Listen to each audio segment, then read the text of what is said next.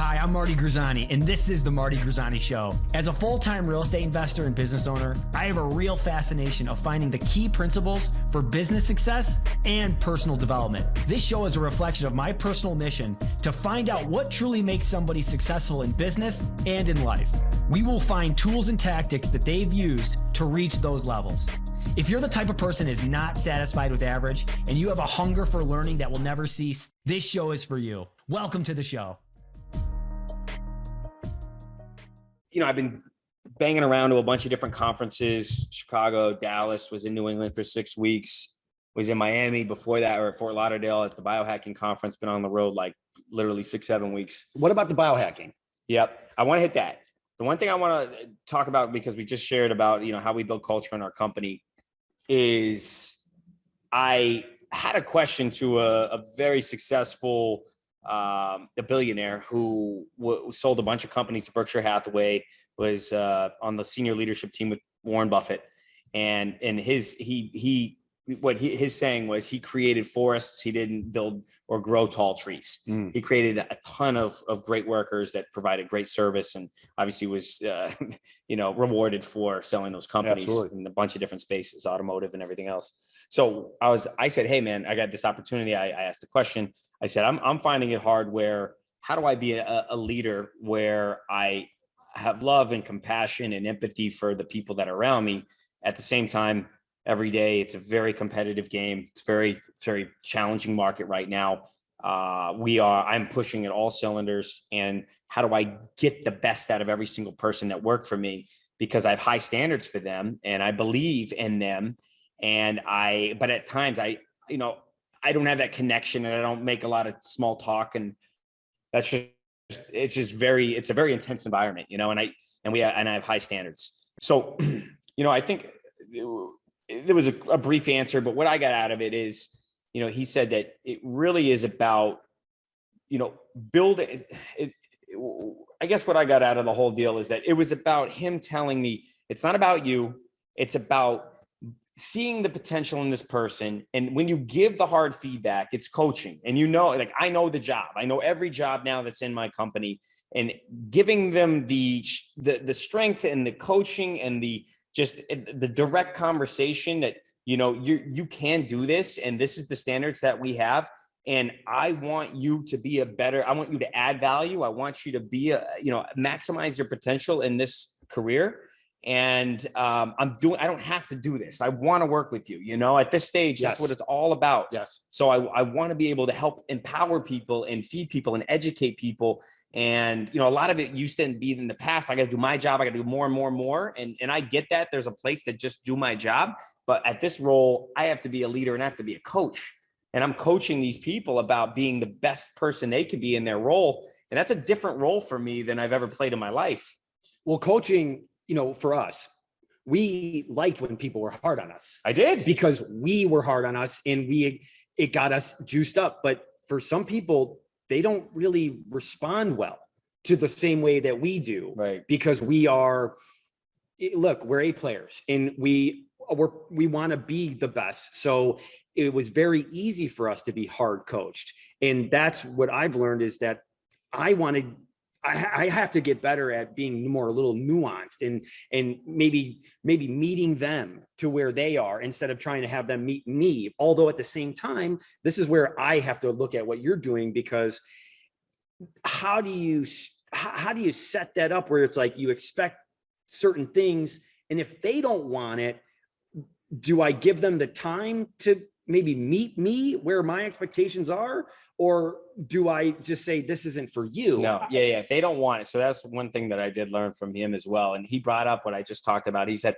if they don't have the character, if they're not good people, obviously you don't want them around. Of course. That's a given. Yeah. If they don't have I guess the capacity to do the work, or the interest or the drive, you got to get rid of them. Yeah. And then the chemistry is all around that. It's like, he was using Chick-fil-A as the example, that they have one of the highest rated employee retention and employee elevation platforms in all companies. And I've never ate Chick-fil-A, but I just see how people are addicted to it. And It's such a good company in terms of profitability.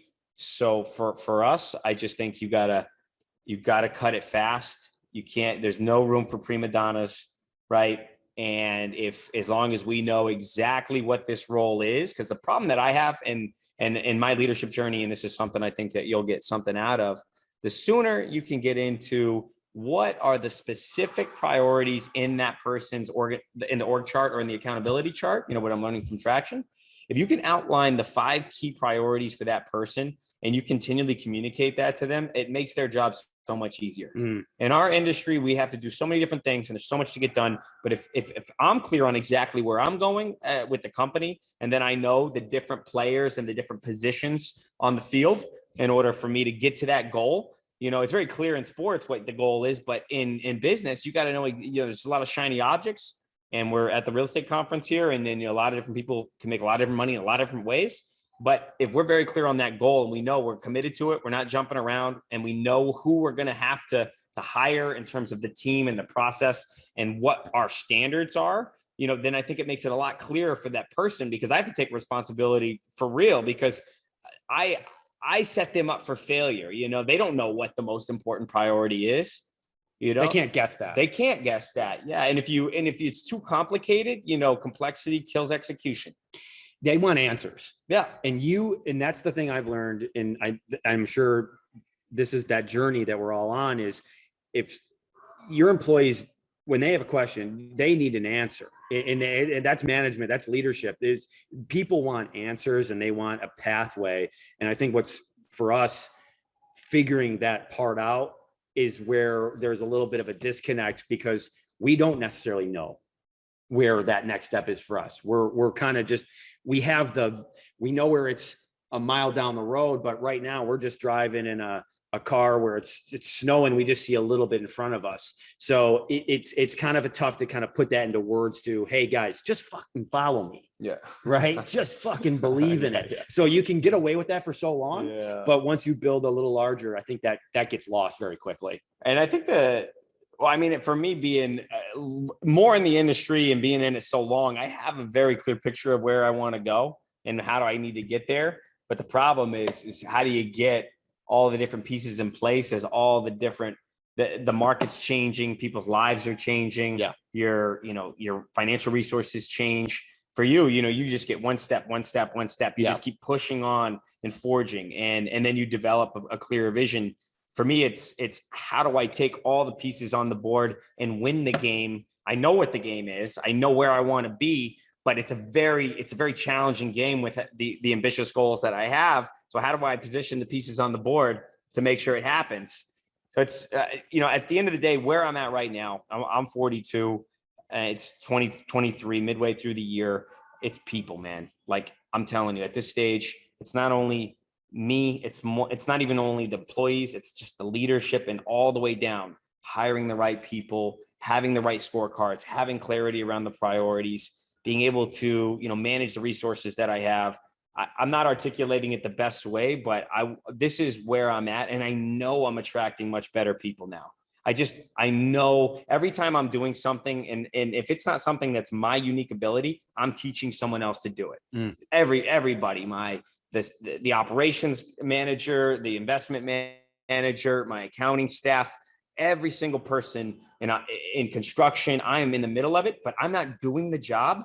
I'm there guiding and coaching and leading and trying to solve problems to build the system and processes that will get the company where we need to go. And then I'm eliminating bullshit. Like I'm cutting off all the 80% of nonsense that I don't care if it works out or not. Let's focus on the essential. And those are those key things. So just if you forget anything, just do those things right there. Right. Those are going to move that. Like for my staff, like we were just talking about deals, just make the 50 dials. Yes. It's all going to work out. We'll figure it all out there. Send the 5 LOIs a week. Yep. Right. And then, like you said, follow up.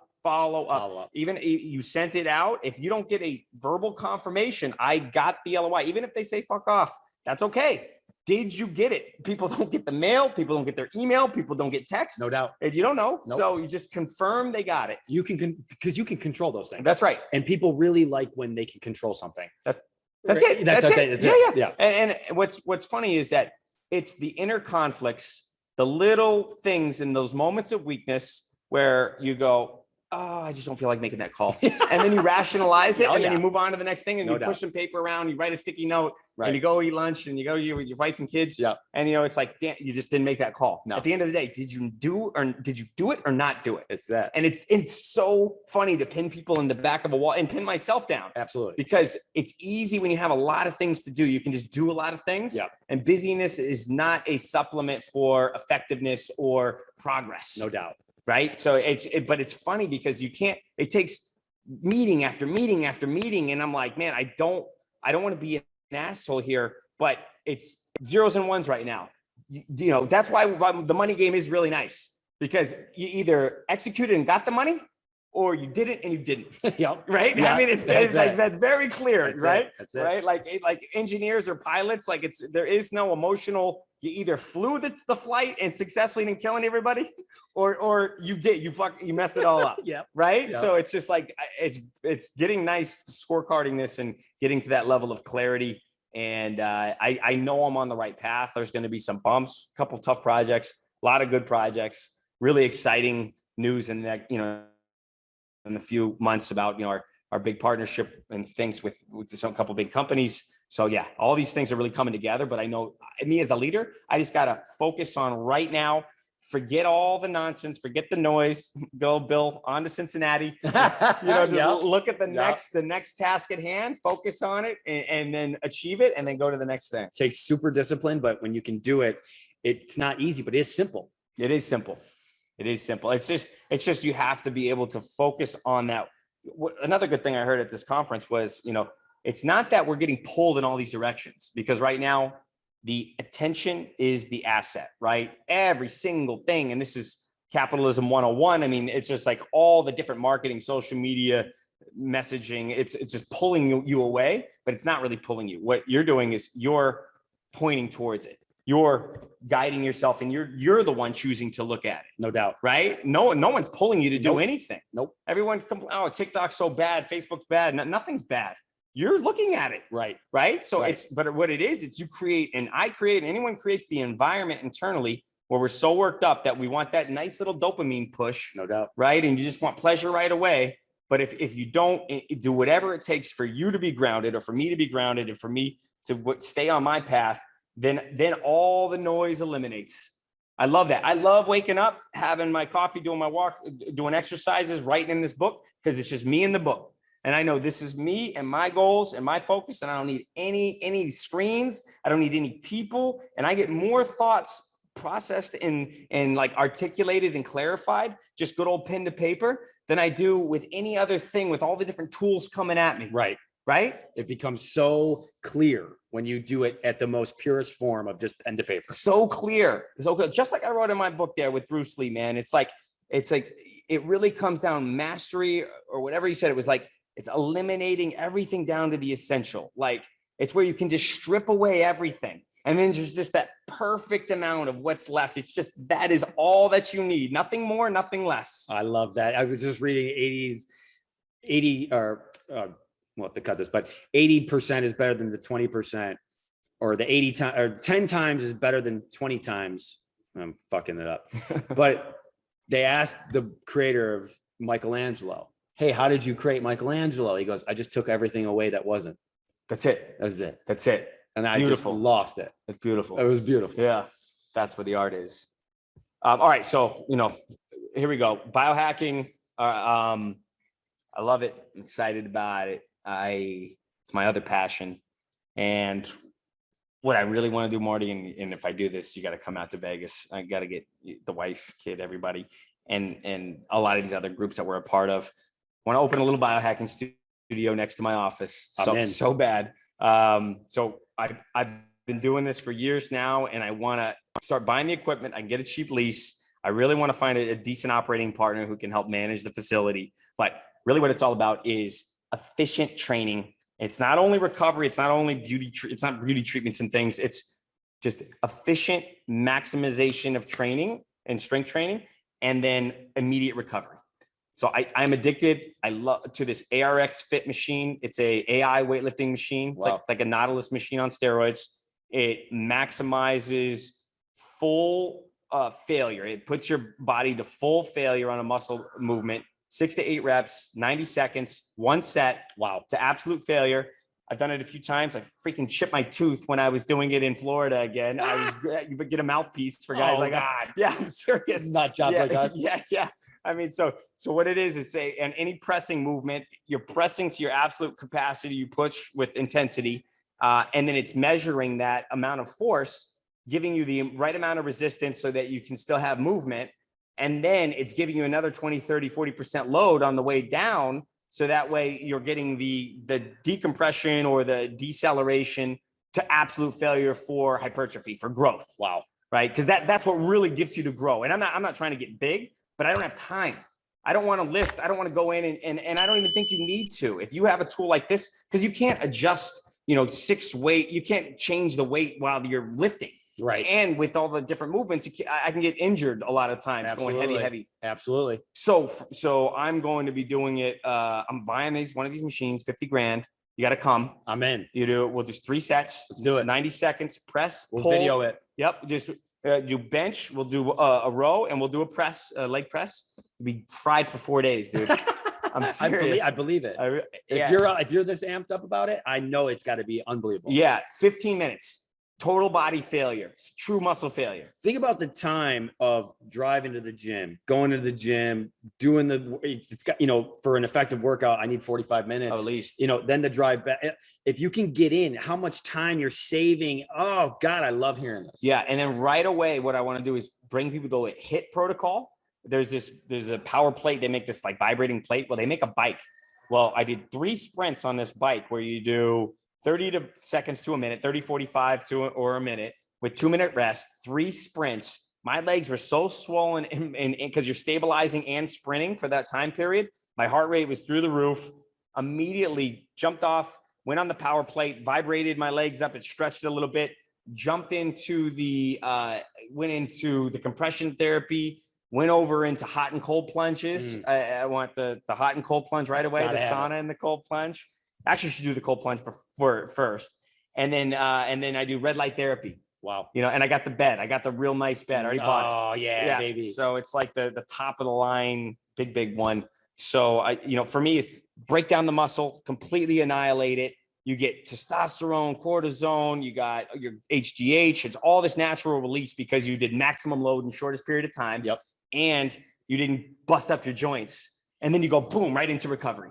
The high is amazing, dude, because now you just annihilated your muscles. You got all these good chemicals flowing through you, but now you got to bounce into recovery. This is what people overtrain. There's no reason to do more volume. Don't sleep good. Don't eat that well, and then work out again 2 days later at max capacity, the same muscle. I'm living that entire thing you're doing. Yeah, I know. No, our body is telling us, no, you max effort. Now give me what I need, circulation, recovery, you want to get out all the lactic acid.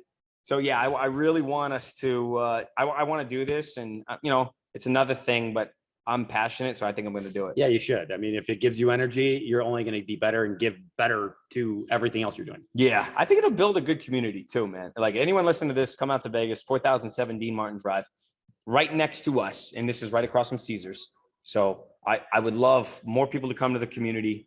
I think there's people that understand that you don't have to do things the old way, right? The same way from 1970s bodybuilding, right? Or distance running, and you just beat yourself, which absolutely obliterates everything in your body, right? Hormones and joints. Yep. For me, I mean, I don't know, other people love it, but not me. So I think there's a better way. Well, this is like the longevity of, we want to keep doing this forever. Yes. Right. So you have to get smarter at it. And I'm really excited to hear about this because this is exactly what I needed to hear. It is. And I'm excited because my mother can do it. It's not a movement that takes training or it takes some type of special, practice over years.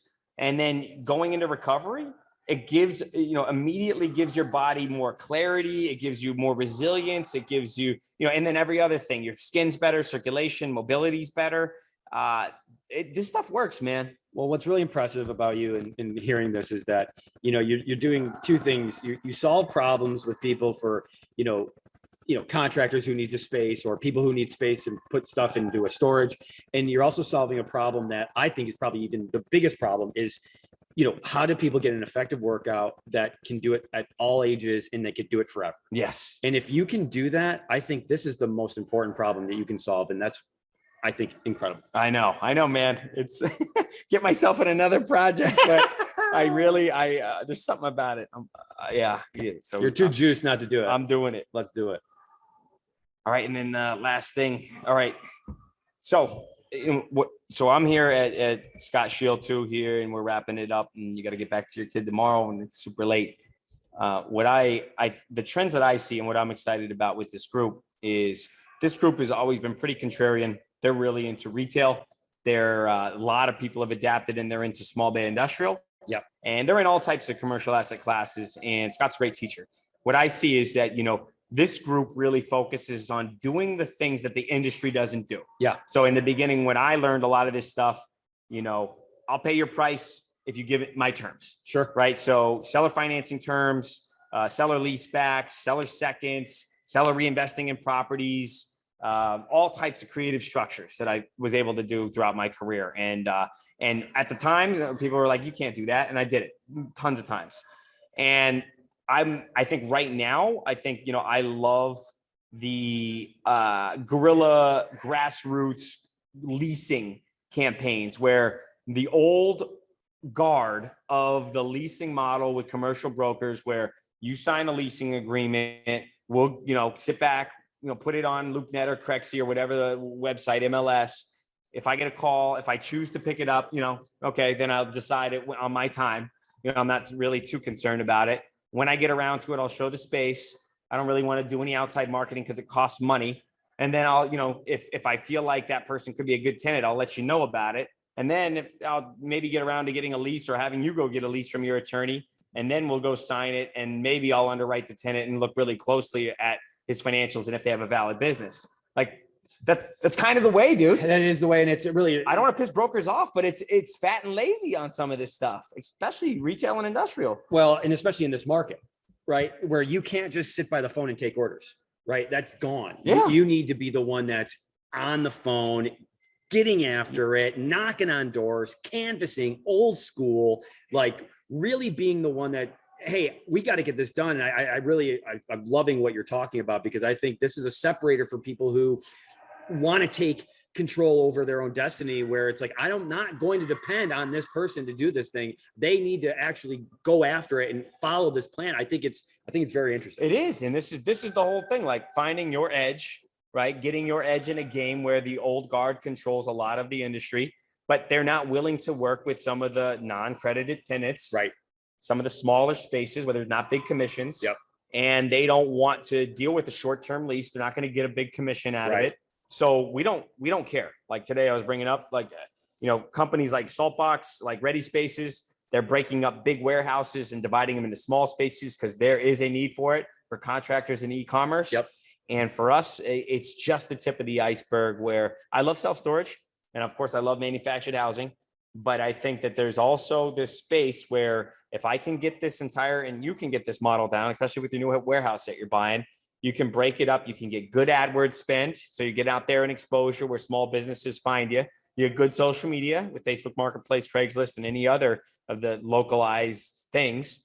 And then people fill out a simple, whatever it is, application or submit for information, get them in a CRM, stay on top of them, just like we're prospecting on the follow-up. Market to them when their business is there at the right time, and then start filling people up at 10, 12, 15, 18, $20 rents. And the missing part that a lot of people don't want to do, it's the work.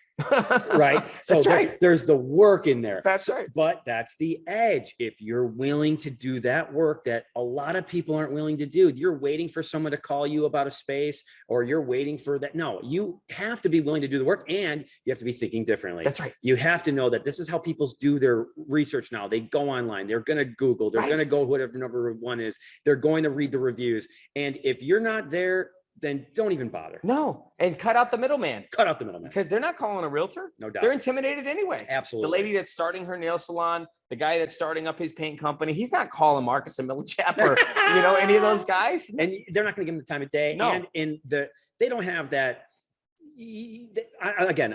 I just believe that this is absolutely the best way of getting that tenant. And who better than to talk to the the person who's in charge of that building and someone who really cares. You need that. That's right. That's right. And that's the problem that we're solving, because that's the beauty of America, man. It's like entrepreneurs are the backbone of this country. No doubt. And they should be rewarded. I wish more municipalities supported that. And some do, but a lot of them make it very difficult to do business.